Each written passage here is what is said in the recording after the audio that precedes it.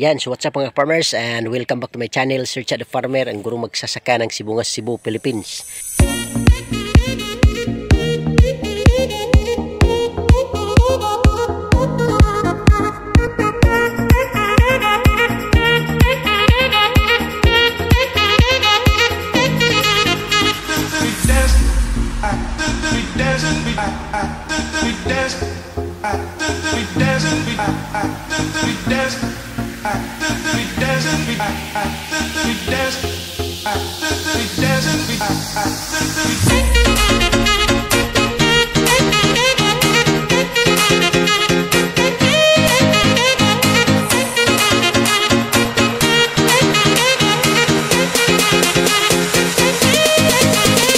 And if you're new to this channel mga farmers, please don't forget to subscribe and click the notification bell in order for you to be notified with my coming videos.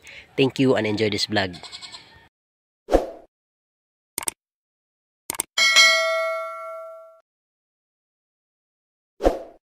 Yan, so for today's vlog mga farmers ay babahagi ko po sa inyo yung aking third harvest ng aking Mayumi F1 na Battle Gourd or Opo mga ka-farmers. Ngunit bago ang lahat, shout out muna sa ating mga tagapagsubaybay all throughout Luzon, Visayas and Mindanao. Most especially to my mentors in Ampalaya Farming. Shout out Agaw Jupil the Farmer, anak ni Matoy ng Montpelier, Agaw, Cebu. Shout out Gaw. At the same time, shout out din sa ating mentor Agaw Pino Uyanggurin Kaminadi ng Barangay Manatad, Sibungas, Cebu. Shout out Gaw. At the same time, shout out sa ating kaibigan mula dyan sa Kabilatan Farm, Anahaw, Argao, Cebu. Shout out Boss Farmer Montijo. Okay, so sino pa? Shout out din sa ating kaibigan mula sa Manila. Shout out Idol Lakas ng Negros TV. So bye, musta diha. At the same time, shout out din sa ating kaibigan mula doon sa abroad at sa lahat ng mga OFWs na nakapagsubaybay sa atin. Most especially po sa ating kaibigan sa Team Persian Gulf Qatar. Shout out Idol Aquaros at sa lahat ng inyong mga kasamahan dyan sa trabaho. Okay. And then of course shout out also sa ating kaibigan mula dyan sa Tiasong Quezon Province. Shout out bro Tay Bisay Magsasaka. Kumusta ang iyong mga tanim dyan bro? Okay. At the same time, shout out sa ating kaibigan mula sa Barangay Kagay, Sibungas, Cebu. Shout out Boss Ayan Vlogs. At sa ating mga kaibigan mula sa Palawan, Rosar Galvan. At the same time, Tabang Vlogs. And of course, kaibigan din natin magsasaka, farmer. Shout out Idol Ka-Farmer Pilot. Okay, so yun mga farmers. At samahan nyo ako dito at may ipapakita po sa inyo yung ating harvest ngayon mga farmers. So tara na. Okay, so welcome back to my channel mga farmers. Sir Chad the Farmer, ang guro magsasaka ng Sibungas, Cebu, Philippines. So for today's vlog mga farmers, samahan nyo po ako dahil ngayon po ang ika-3 harvest ko sa aking Mayumi F1 na Opo o Battle Gourd. So ito ang aking mga opo ngayon mga farmers na harvestin. Okay?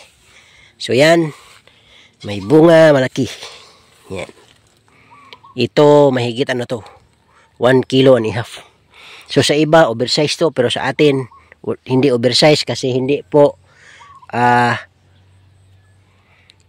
chinuchus ng ating mga buyers yung maliliit, yung 1 kilo lang. So okay lang na umabot ng 1.5 kilos. Okay. So yan mga farmers, yung ating mga upo sa ngayon. Hanggang doon. Dito yan, yung ating mga upo. Yan. So yan po ang ating harvestin ngayon mga farmers. Bilang pangatlong harvest mga farmers. You know. So maraming salamat dahil yung ating harvest ay marami. No?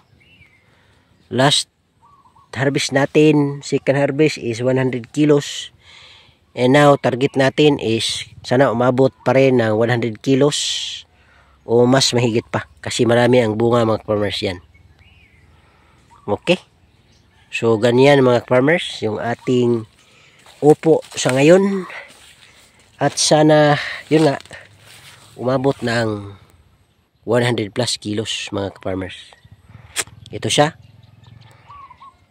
Yan. Yan mga farmers. So yung variety nito mga farmers is Mayumi F1 ng East West. Yan. So matataas. Yan. Yan. Tataas mga farmers. Ito. Yan. Ito po yung ating harbisin mga ka-farmers. Malalaki na. Yan. Ganyan mga farmers yung ating harbisin. Okay. So ito. Saka yung sa kabila. Yan o. Maraming bunga mga farmers. Kaya sana umabot ng 100 plus kilos mga farmers. Yan. Yan o. Dito. Okay. So yan yung ating haharbisin sa araw na to mga farmers.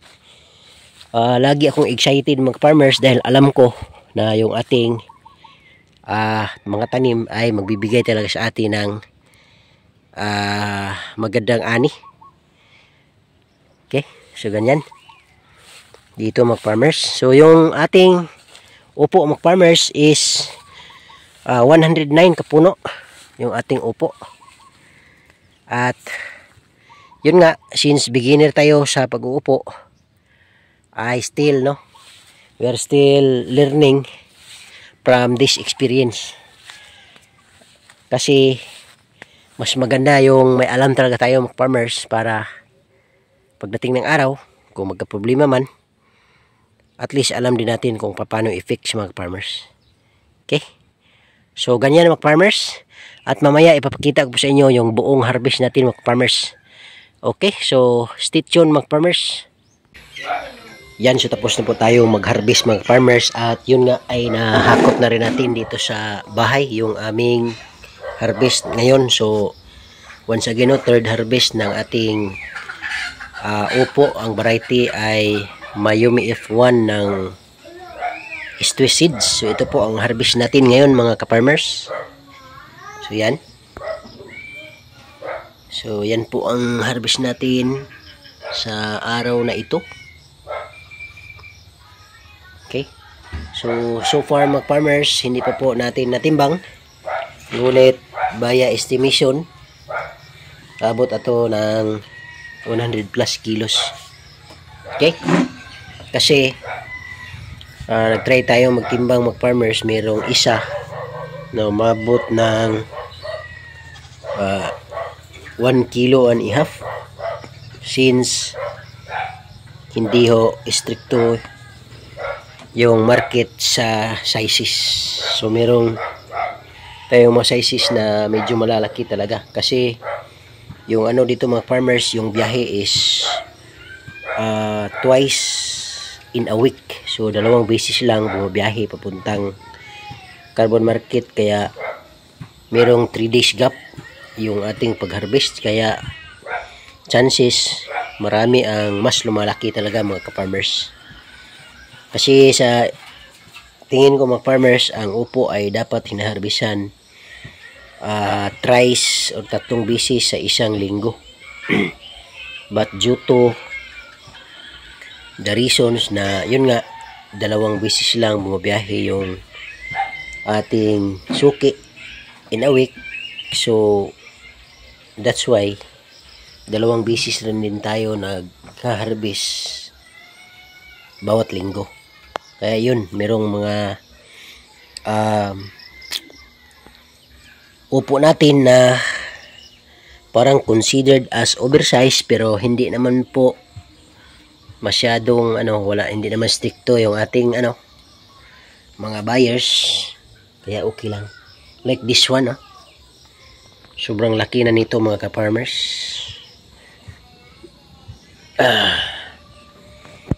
Ganyan, kasi normal size mga ganito lang. Yan. Pero yung iba, yung tingnan mo to, ito malaki. Yan isa, malaki na to. 1 kilot kalahati na yan. Kaya ganyan yung kagandahan din ng ating upo mga farmers. Kapag hindi o stricto sa sizes yung mga customers, okay lang na palakihin kahit 1 kilo at kalahati. Kasi sa upo mga farmers, sa tingin ko, based on price, ano lang kasi siya mga farmers, mura. So kailangan babawi ka sa kilos. Kaya kailangan palalakihin talaga siya para bawi yung gasto mo at makapag savings ka pa kasi may sobra pa. Ganyan na lang kasi kung ang example each species is only half kilo, then dalawa 1 kilo, medyo apiki, no? Baka wala nang matira. Good na lang para sa insecticide at yung mga ginagamit natin pang spray, abono, baka ganun lang din, tabla. So kailangan nagtatanim tayo para naman makakaroon tayo ng profit or ginansya. Kaya kailangan mga farmers, since siya barato yung presyo or mura yung presyo, kaya kailangan idaan natin sa palakihan ng kilo. Kaya ako 1.5 kilos or 1 kilo talaga yung harvest natin para yung kita natin ay malaki-laki din. Okay? So I think yun lang siguro mga farmers. Saka abangan nyo yung ating next vlog. Okay? At yun po yung vlog natin mga farmers. Maraming salamat po sa inyong suporta at pagsubaybay dito sa aking munting channel. Naway patuloy po ako ninyong suportahan para naman magkaroon tayo ng mas ma-inspired tayo na gumawa pa ng ating mga content dahil nandiyan kayo na nakapagsubaybay sa akin. Okay? So once again, third harvest ng ating upo. So estimated kilos 100 plus. Okay? So once again, this is Sir Chad Farmer, ang guro magsasaka ng Cebu, Philippines. Bye bye and thank you.